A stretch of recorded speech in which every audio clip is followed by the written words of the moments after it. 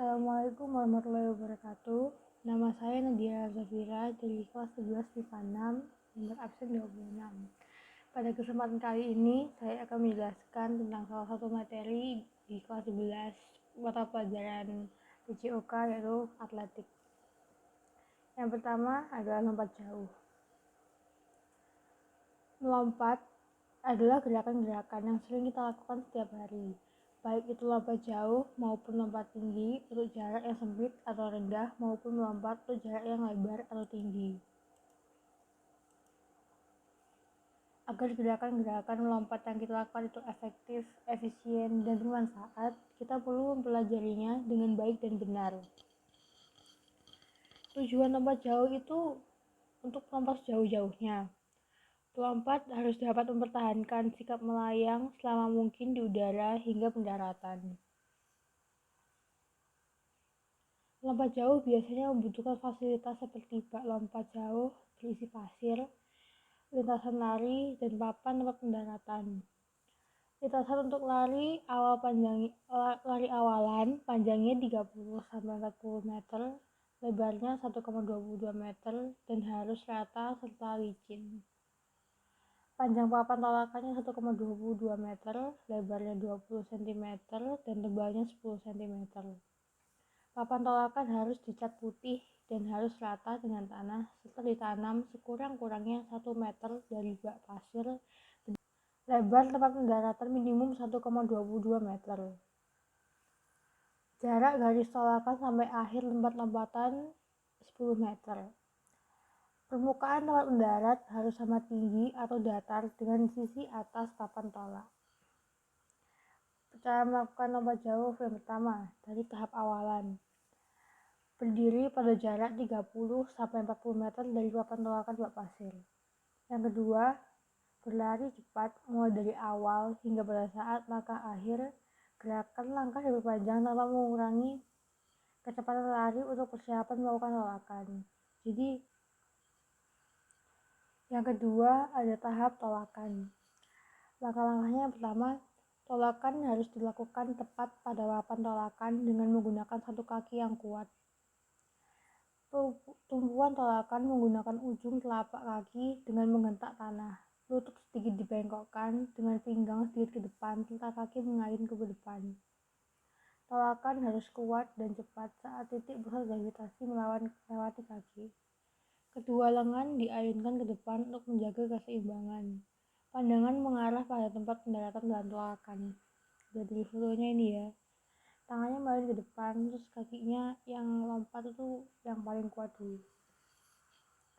Yang kedua ada tahap sikap saat melayang. Sikap melayang ada 3 gaya. Yang pertama gaya jongkok. Gaya jongkok bisa dilakukan dengan yang pertama, posisi badan jongkok agak sedikit ke depan. Di sini yang ketiga itu, dan pandangan ke tempat pendaratan. Kedua lengan lurus ke depan, sejajar dengan bahu dan sikap sedikit dibengkokkan. Dan di tahap keempat, kedua tungkai dalam posisi menggantung, lutut ditekuk dan telapak kaki menghadap ke bawah. Ya, ada di gambar kelima itu. Yang kedua ada gaya menggantung atau hang style. Yang pertama, pandangan ke arah pendaratan. Kedua lengan mengarah ke atas. Sudah lihat di tahap keempat sama 5. Lalu kedua kaki dalam sikap menggantung. Tahap selanjutnya itu. Yang ketiga ada gaya berjalan di udara.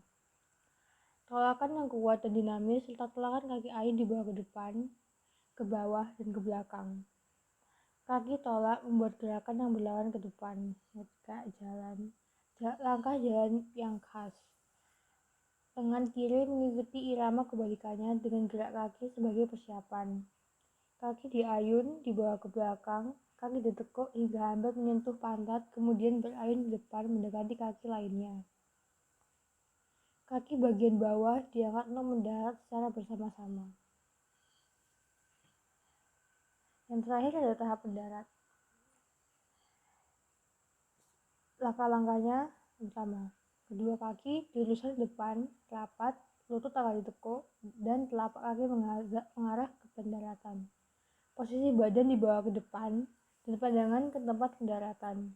Kedua lengan lurus ke depan dengan lutut agak dibengkokkan. Posisi badan dibawa ke depan dan pandangan ke tempat pendaratan. Kedua lengan lurus ke depan dengan lutut agak dibengkokkan. Posisi badan dibawa ke depan dan pandangan ke tempat pendaratan. Kedua lengan lurus ke depan dengan lutut agak dibengkokkan. Kedua kaki mendarat secara bersamaan dalam posisi seimbang dan mengepel. Ini fotonya udah dalam keadaan mendarat. Olahraga atletik selanjutnya adalah jalan cepat. Pengertian jalan cepat adalah gerak maju dengan melangkah tanpa adanya hubungan terputus dengan tanah. Setiap kali melangkah, kaki depan harus menyentuh tanah sebelum kaki belakang meninggalkan tanah.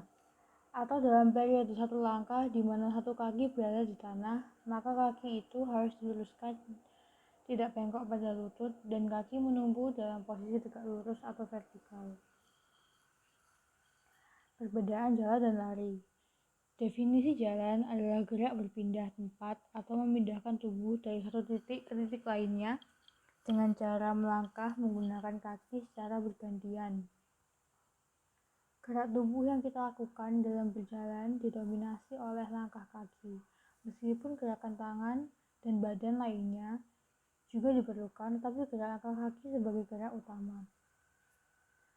Definisi lari juga sama dengan jalan, yaitu gerak berpindah tempat atau memindahkan tubuh dari satu titik ke titik lainnya dengan cara melangkah menggunakan kaki secara bergantian dengan ritme lebih cepat dan berjalan.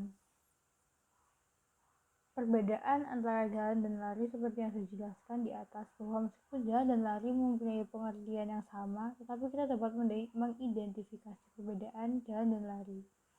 Jalan, pada gerakan jalan, langkah-langkah kaki yang kita gerakan selalu ada salah satu kaki yang berhubungan atau kontak dengan tanah. Lari, pada gerakan lari, langkah-langkah kaki yang kita gerakan ada saat kaki tidak berhubungan dengan tanah. Artinya pada lari, pada saat tertentu kedua kaki melayang di udara. Hal-hal yang harus diperhatikan saat jalan cepat. Yang pertama, perhatikan togok. Saat bergerak maju, badannya cenderung lebih condong ke depan atau ke belakang, karena untuk mempertahankan badan tetap tegak atau pundak jangan terangkat pada waktu lengan mengayun yang mengakibat anggota badan bagian atas terasa cepat lelah. Yang kedua ada posisi kepala. Saat gerakan maju, seorang pejalan cepat sebagian besar menggelengkan kepalanya ke kiri dan kanan. Namun gerakan tersebut hendaknya tidak mengganggu lajunya gerak jalan tersebut. Yang ketiga, kaki waktu melangkah. Kaki melangkah lurus ke depan satu garis dengan garis khayal dari badan si pejalan atau garis khayal di antara kedua ujung kaki. Jari-jari segaris tidak selalu keluar atau ke dalam. Pada saat menumpu, tumit harus mendarat lebih dahulu, terus bergerak ke arah depan secara teratur. Yang keempat ada gerakan lengan dan bahu. Gerakan lengan mengayun dari muka ke belakang dan siku ditekuk tidak kurang dari 90 derajat. Kondisi ini dipertahankan dengan tidak mengganggu keseimbangan serta mengayun rileks. Tahapan-tahapan melakukan jalan cepat adalah yang pertama adalah melakukan teknik jalan cepat. Yang pertama double support, single support, double support, single support, dan double support. Jadi berulang-ulang begini. Yang kedua ada di fase tumpuan dua kaki. Fase ini terjadi pada suatu saat yang sangat pendek pada saat kedua kaki berada atau menyentuh tanah. Pada saat akhir fase, dorong bersama dengan awal fase tarikan. Fase tarikan ini lebih lama dan menyebabkan gerakan pilin berlawanan antara bahu dan pinggul.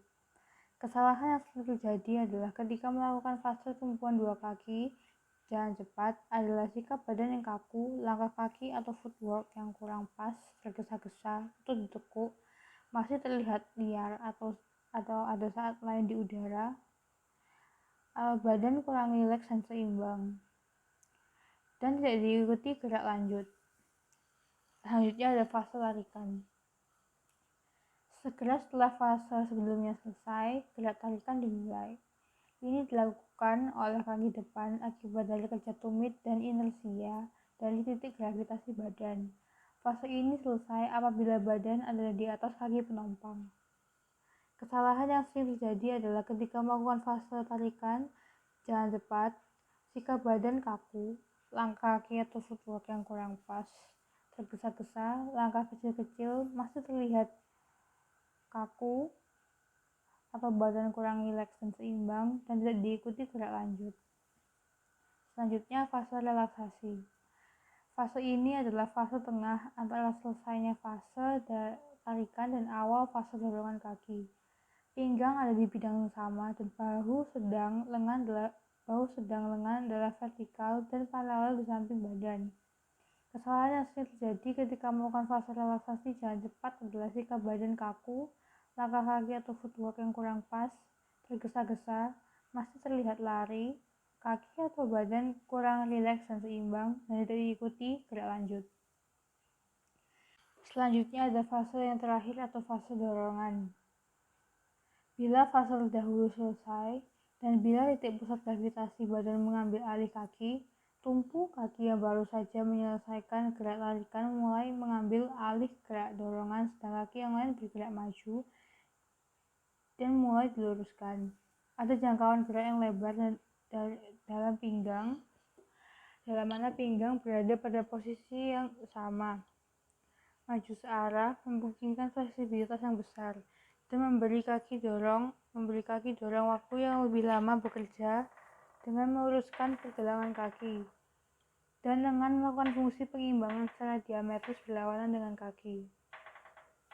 Kesalahan yang sering terjadi ketika melakukan jalan cepat adalah sikap badan atau kaku, footwork lambat, ada saat melayang di udara, kontak dengan tanah tidak terpelihara, dan tidak ada gerak lanjutannya. Perhatikan kesalahan yang sering terjadi dan lakukanlah keterampilan yang sesuai dengan tujuan dari jalan cepat tersebut. Selanjutnya atau yang terakhir ada gerak atletik atau olahraga atletik cabang lempar lembing. Yang pertama, tahapan melakukan gerak lempar lembing adalah cara memegangnya. Tujuan memegangnya dengan baik dan benar adalah agar kuat dan nyaman. Lembing terletak secara diagonal di tangan, telapak tangan menghadap ke atas dan tangan memegang lembing dalam keadaan rileks. Yang pertama, ada pegangan dengan ibu jari dan telunjuk atau cara Finlandia. Pertama, lembing diletakkan pada telapak tangan dengan ujung atau mata lembing serong hampir menuju arah badan, kemudian jari tengah memegang tepian atau pangkal ujung dari tali bagian belakang. Dilingkarkan, dibantu dengan ibu jari, diletakkan pada topi belakang dari pegangan dan pada badan lembing. Jari telunjuk harus lemas ke belakang membantu menahan badan lembing, sedangkan jari-jari yang lainnya turut memegang lilitan pegangan di atasnya dalam keadaan lemas.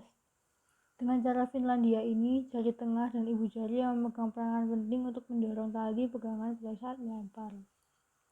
Yang kedua ada pegangan dengan ibu jari dan jari-jari tengah atau cara Amerika.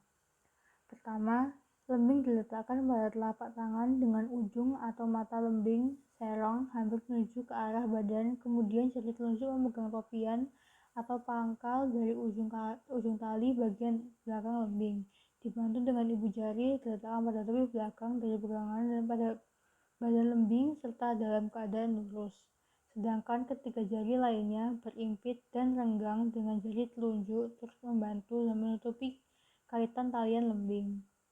Jadi dengan pegangan cara Amerika ini, jari telunjuk dan ibu jari memegang peranan mendorong tali pegangan lembing pada saat melempar. Yang ketiga, pegangan dengan telunjuk dan jari-jari tengah atau cara menjepit. Caranya hanya menjepitkan lembing di antara dua jari tengah dan jari telunjuk. Sedangkan jari-jari lainnya memegang biasa. Kesalahan yang sering terjadi adalah ketika tidak memegang dengan cara yang baik dan nyaman, pegangan kurang kuat, dan tidak diikuti gerak lanjut. Bayangkan dan lakukanlah keterampilan yang sesuai dengan tujuan gerak dari lempar lembing tersebut. Usahakan untuk menghindari kesalahan-kesalahan yang terjadi. Tahapan selanjutnya adalah cara membawa lembing. Yang pertama adalah lembing dipegang di atas pundak, di samping kepala dengan mata lembing serang ke atas. Siku tangan dilipat atau ditekuk mengarah ke depan. Cara ini digunakan oleh para pelempar yang menggunakan awalan gaya jangkit atau hop stop pada waktu akan melempar. Yang kedua ada di gambar paling kanan, yang pertama ada di gambar paling kiri. membawa lembing di bawah adalah dengan lengan kanan lurus ke bawah, mata lembing menuju serong ke atas, dan ekornya menuju serong ke bawah hampir dekat dengan tanah. Yang ketiga dari gambar yang tengah, membawa lembing di depan dada. Mata lembing menuju serong ke bawah, sedangkan ekornya menuju serong ke atas melewati pundak sebelah kanan. Tahapan melakukannya adalah yang pertama adalah lari ancang-ancang atau awalannya. Tujuannya untuk mempercepat gerakan melempar dan lembing. Dalam lempar lembing ada dua macam awalan yang sering digunakan, yaitu awalan silang atau cross step dan jangkit atau hop step. Lempar lembing yang mempergunakan awalan silang dikenal dengan lempar lembing gaya silang, sedangkan lempar lembing yang menggunakan awalan jangkit lebih dikenal dengan lempar lembing gaya jangkit. Sifat-sifat teknisnya sebagai berikut. Yang pertama, lembing dipegang horizontal mendatar di atas bahu. Yang kedua, bagian atas lembing adalah setinggi kepala. Selanjutnya, lengan diupayakan tetap tenang, stabil. Yang keempat, lari percepatan adalah yang rileks, terkontrol, dan berirama sekitar 6-12 langkah. Yang terakhir atau yang kelima, lari percepatan sampai mencapai kecepatan optimum yang adalah dipertahankan untuk ditingkatkan dalam lari 5 langkah berirama. Selanjutnya, 5 langkah berirama. Dalam tahap gerak 5 langkah berirama, pelempar dalam gerakan dipercepat lebih lanjut dan pelempar mempersiapkan tahapan pelepasan lembing. Fase lari 5 langkah berirama bertujuan untuk menempatkan lembing dengan betul untuk dilempar. Sifat-sifat teknisnya sebagai berikut. Pertama, penarikan lembing dimulai pada saat kaki kiri mendarat. Bahu kiri menghadap ke arah lemparan, lengan kiri ditahan di depan seimbangan. Kemudian lengan yang melempar diluruskan ke belakang pada waktu langkah 1 dan 2. Lengan pelempar ada pada segi bahu atau sedikit lebih tinggi setelah penarikan. Setelah itu, ujung atau mata lembing dekat dengan kepala. Selanjutnya adalah melepas lemparan. Bagian dari 5 langkah berirama. Dalam tahap pelepasan lembing dihasilkan kecepatan tambahan dan transfer kepada lembing sebelum dilepaskan. Yang pertama ada fase pelepasan delivery, tujuannya untuk memindahkan kedua dari bahu atau lengan lembing. Sifat-sifat teknisnya adalah sebagai berikut. Siku kanan ditarik ke depan, ke atas sampai kepala, badan bergerak ke depan, siku lengan pelempar diluruskan secara eksplosif, sisi kiri badan dihalangi dengan kaki kiri yang kokoh dan siku yang dibengkokkan tegak dengan badan. Kaki kanan memelihara kontak dengan tanah sampai lembing dilepaskan. Yang kedua, fase pelepasan to delivery. Tujuannya untuk mentransfer kecepatan dari bahu atau lengan ke lembing.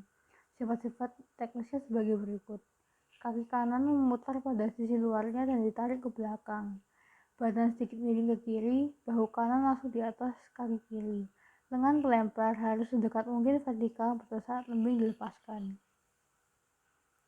Yang terakhir, pemulihan atau recovery. Dalam tahap pemulihan, pelempar menahan dan menghindari berbuat kesalahan. Kesalahan yang sering terjadi adalah ketika tidak membawa dengan cara yang baik dan nyaman. Pegangan kurang kuat, lembing masih goyang ke kanan atau ke atas, ke kiri atau ke bawah, dan tidak diikuti gerak lanjut. Bayangkan dan lakukan keterampilan yang sesuai dengan tujuan gerak membawa lembing tersebut. Usahakan untuk menghindari kesalahan yang terjadi. Sekian dari presentasi saya. Mohon maaf bila ada kesalahan kata atau ucapan. Wassalamualaikum warahmatullahi wabarakatuh.